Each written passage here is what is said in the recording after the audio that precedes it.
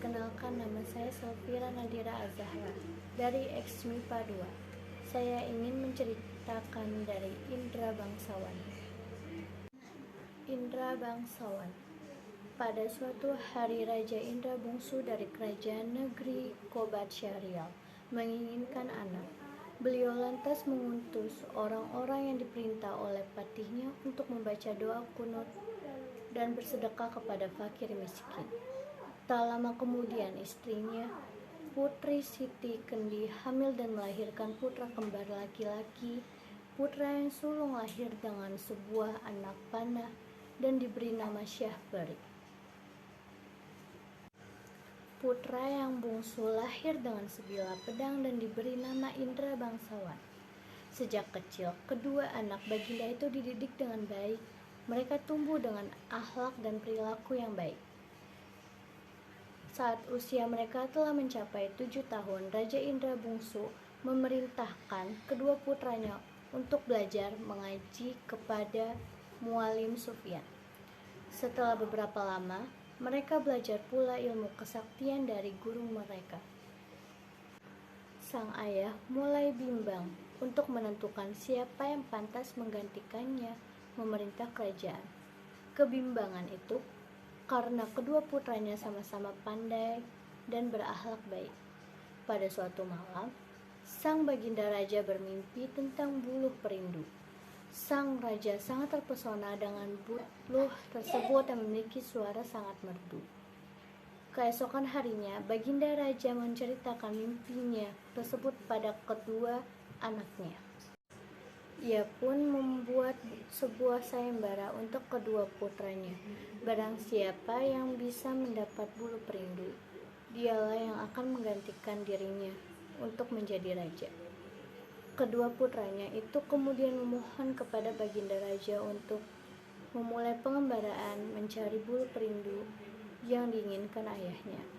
Dalam perjalanan mereka selalu bersama hingga suatu saat karena angin topan, hujan lebat, dan awan gelap gulita, mereka jadi terpisah.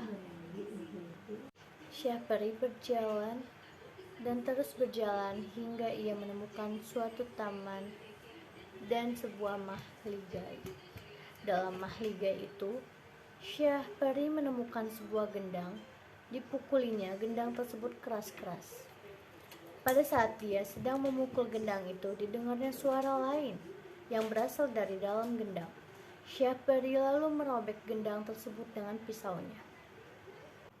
Betapa kagetnya Syahperi karena dia mendapati seorang putri dan dayang-dayangnya sedang bersembunyi di dalam gendang. Setelah dikeluarkan dari dalam gendang, sang putri bercerita bahwa dia disembunyikan di dalam gendang oleh ayahnya untuk menghindari serangan raksasa Garuda yang telah meluluh lantahkan kerajaan mereka. Tak lama kemudian, raksasa Garuda datang hendak membunuh sang putri. Syahperi segera menyelamatkan sang putri dan bertarung melawan raksasa Garuda. Raksasa Garuda itu pun dapat dikalahkannya. Syahperi selanjutnya menikahi Putri Ratnasari dengan disaksikan oleh dayang-dayang sang putri. Di lain tempat, Indra Bangsawan menemukan suatu padang yang tidak cukup luas. Di dalam padang itu terdapat sebuah gua yang dihuni oleh raksasa perempuan. Indra Bangsawan bertemu dengan raksasa perempuan itu, dijadikannya raksasa perempuan itu sebagai neneknya. Selama mereka bersama, raksasa tersebut banyak memberikan pengalaman baiknya, memberikan ilmu-ilmu, memberikan buluh perindu, dan memberikan sebuah senjata berupa sarung kesaktian untuk melawan Buraksa. Raksasa tersebut bercerita bahwa Indra Bangsawan sedang berada di negeri antah berantah yang diperintah oleh Raja Kabir, sebuah kerajaan yang akan dihancurkan oleh Buraksa. Raksasa meminta Indra Bangsawan untuk membantu kerajaan tersebut. Raja Kabir akan menyerahkan putrinya, Putri Kemalasari, kepada Buraksa sebagai upeti agar kerajaan itu tidak dihancurkan oleh Buraksa. Setelah Indra bangsawan berhasil masuk di wilayah kerajaan dengan menyamar sebagai budak berambut keriting.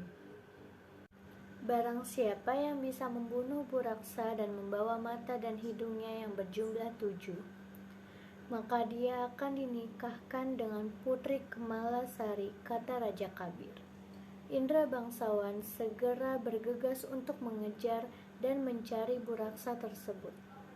Dengan kepandaiannya, Indra bangsawan berhasil menemukan Buraksa lebih dulu dari yang lain, dan akhirnya ia dapat mengalahkan Buraksa.